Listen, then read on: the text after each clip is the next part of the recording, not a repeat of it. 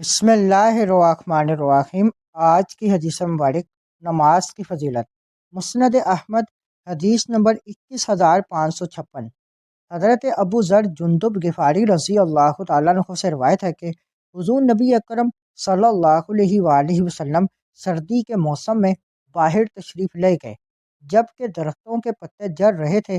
آپ صلی اللہ علیہ وآلہ وسلم نے ایک درخت کی 2 شاخیں پکڑی تو ان کے پتے جھڑنے لگے۔ پھر آپ صلی اللہ علیہ وآلہ وسلم نے فرمایا، اے ابو ذر، میں نے عرض کی، لبیک یا رسول اللہ۔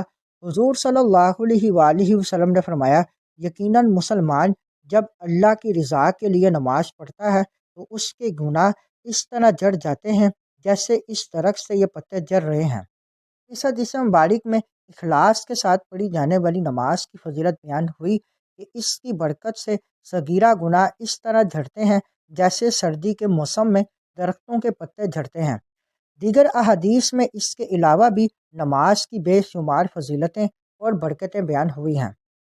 اس حدیث مبارک میں نبی کریم صلی اللہ علیہ وآلہ وسلم نے ابو ذر غفاری رضی اللہ تعالیٰ عنہ کو ایک نہایت دل کو لگنے والی مثال دی اور پوری امت کو نماز کی حقیقت سمجھا دی۔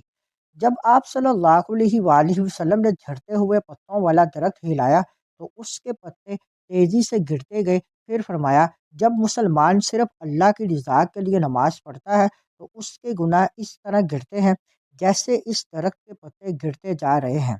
یہ منظر صرف ایک مثال نہیں بلکہ نماز کی روح ہے۔ نماز گناہوں کا بوجھ ہلکا کر دینے والی عبادت۔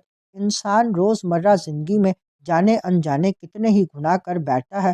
دل کی غفلت، زبان کی کوتاہیاں، آنکھوں کی لغزش، معمولی غلطیاں، لیکن جب بندہ اخلاص سے نماز پڑھتا ہے تو یہ نماز اس کے صغیرہ گناہوں کو ایسے صاف کر دیتی ہے جیسے ہوا خشک پتے اڑا دیتی ہے۔